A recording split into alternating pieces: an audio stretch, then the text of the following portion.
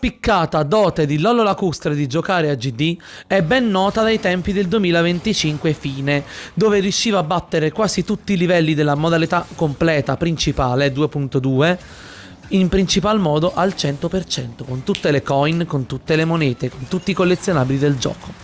Ebbene, però si scoprirà subito dopo che il suo vero nickname su GD si chiama in realtà Dublollo e c'era dal 2016-15. Quindi è un veterano proprio come il sottoscritto, solo che ha fatto molti più progressi rispetto a me.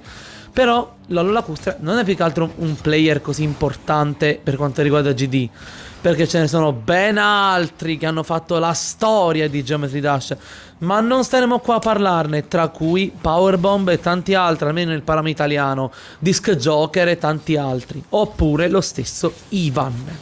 E qui apriamo un capitolo importante. Ivan, chi è in realtà? Ivan Maiocca, un ragazzo romano, quindi come al solito romano, quindi sì, del Lazio, dove in pratica era sfottuto e denigrato dalla panorama della community di 6-bit, soprattutto da quella community dove dicevano che hackerava i livelli, non lo sapeva fare, non si sapeva impegnare e doveva screditare per forza 6-bit e Max Shrock e tutta la sua community grazie al Max 05 ed altri. Quindi questa volta si chiamava Ivan 3KQ e poi aveva appunto spiegato 6-bit in un video di questo tipo la vicenda di Ivan, dove era in tutto il suo splendore un copiatore nato seriale di Geometry Dash. Cosa è cambiato successivamente? Che Ivan si è evoluto, ha deciso di migliorare drasticamente le sue performance su GD, dimostrandolo in particolar modo negli ultimi 2 anni, dove è riuscito a battere livelli come Bloodbath, ha battuto livelli come Congregation, anzi ci sta lavorando in realtà, poi ha battuto anche gli altri livelli molto difficili sulla community, e quindi è una vera bomba. La verità è che Ivan è diventato qualcosa di veramente imbattibile. Forse anche di più di 6-bit. Sarà forse perché non ha abbandonato, non ha rage quittato come 6. Poi ci sta anche dall'altro lato Zanna83, che continua a fare livelli, è un creatore di livelli tuttora attivo, anche se poco attivo rispetto agli altri. I veri creatori attivi di Geometry Dash Italia sono più che altro Lollo Lacustre e Girliale02. Parliamo adesso di Girliale02 però, una ragazza, cosa che non è solito vedere su Geometry Dash Italia, vedere una ragazza a fare livelli impossibili su Geometry Dash. La verità però è un'altra, che il Girliale02 è una ragazza alquanto formidabile, tenace e intelligente e riesce a battere la maggior parte dei livelli impossibili che noi comuni italiani non ci riusciamo neanche. È una delle poche italiane e pochi italiani a riuscirci.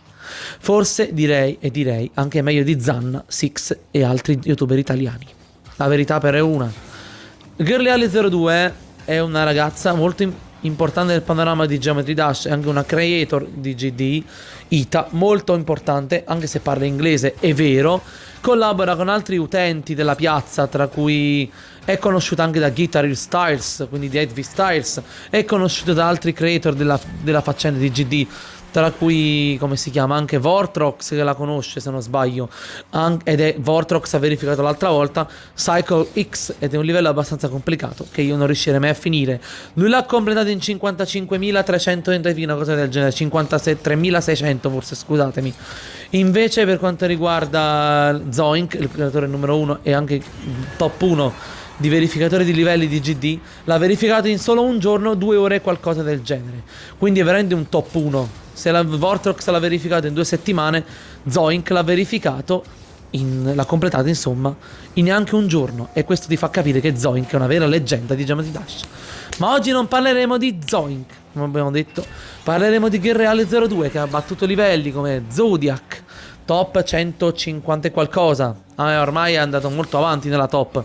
Poi ha battuto livelli tipo The Yandere, un livello di Dorami, che è un altro creatore di Geometry Dash non Italia ma straniero, dove purtroppo lui andrà in guerra e sarà un militare fino al 2028, quindi non lo vedremo fino al 2028 a Dorami.